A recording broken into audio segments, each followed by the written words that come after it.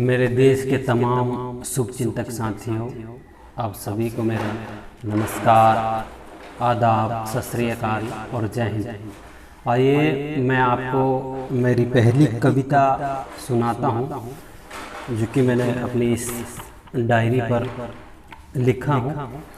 ये कविता उन तमाम देश के बहादुर जवानों के जीवन पर आधारित है, जो अपने घर और परिवार से दूर सरहद पर तैनात होकर अडिग निस्वार्थ भावना से देश की सेवा कर रहे हैं।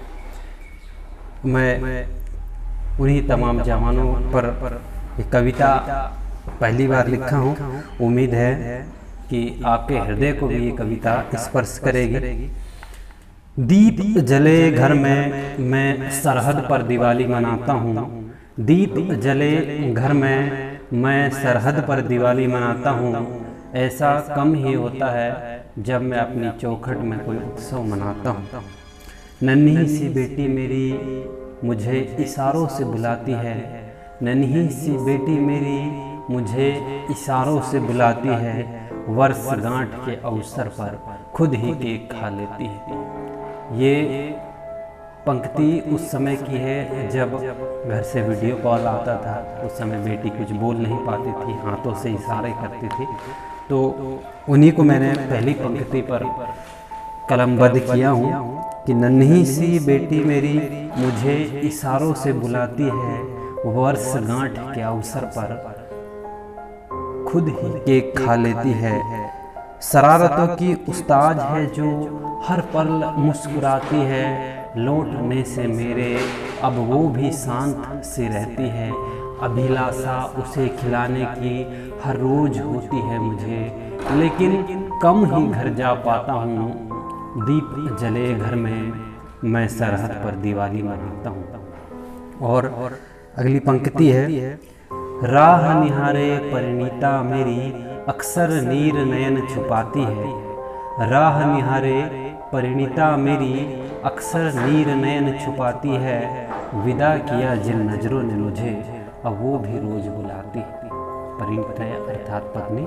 तो राह निहारे परिणीता मेरी अक्सर नीर नयन छुपाती है। विदा किया जिन नजरों ने मुझे अब वो भी रोज बुलाती है।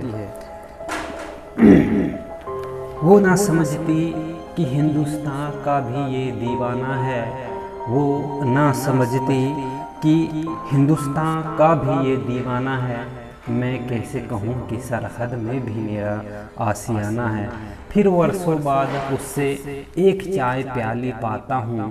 दीप जले घर में मैं सरहद पर दिवाली मनाता हूँ। अगली पंक्ति जो माता जी पर आधारित है, माँ के लम्हों में झुर्रियाँ कब आ गई मुझे पता ही नहीं। तमाम जवान कभी 6 महीने, कभी साल भर के बाद, तो कभी 3 महीने के बाद छुट्टियाँ जाते हैं। उस समय हालात बिल्कुल अलग सा नज़र आता है। उम्र की सीमा भी लगातार बढ़ते रहती है माता पिताओं की। तो उस समय जब हम घर से आते हैं तब उनके चेहरे में अलग सी रौनक होती है, और जब हम जाते हैं तब कुछ और। तो वही चीज़ मैंने इस पंक्ति पर कलमबद्ध किया हूँ कि माँ के लम्हों में झुर्रियाँ कब आ गई मुझे पता ही नहीं। जब भी होती हैं बातें पूछती है अब तो तू आता ही नहीं। सहसा मैं क्या कहूँ क्या नहीं भूल जाता हूँ, लेकिन पता है मुझे कि मैं माँ को कितना याद आता हूँ। तपती धूप के मौसम में मैं तब चला था घर से। तपती धूप के मौसम में मैं तब चला था घर से। देखो अब ऋतु शरद में मन भावन हरियाली पाता हूँ। दीप जले घर में मैं सरहद पर दिवाली मनाता हूँ। और अंतिम पंक्ति उन जवानों के लिए जिन्होंने अपना सब कुछ देश के नाम निछावर कर दिया है, जो अपना बलिदान इस देश के नाम किया है। श्रीनगर से लेकर छत्तीसगढ़ के जंगलों की बात की जाए तो शहादत के बाद या बलिदान के बाद में उन वीर जवानों की क्या अंतःकरण की क्या आवाज़ होती है, उसी आवाज़ को अंतिम पंक्ति में मैंने कलमबद्ध किया हूँ कि हदों की खींचतान में मिट गया जग ये सारा, हदों की खींचतान में मिट गया जग ये सारा, शहीदों की गिनती में अब नाम भी है मेरा। जो शहीद जवान, जो जवान शहीद हो चुका है, उन्हीं की अंतरात्मा की आवाज़ को मैंने यहाँ लिखा हूँ कि हदों की खींचतान में मिट गया जग ये सहारा, शहीदों की गिनती में अब नाम भी है मेरा। चलो सितारों संग आसमां में एक नया घर बनाऊंगा, चलो सितारों संग आसमां में एक नया घर बनाऊंगा। देखो सोच रहा है साथी मेरा, उसके घर में जाकर क्या बताऊंगा।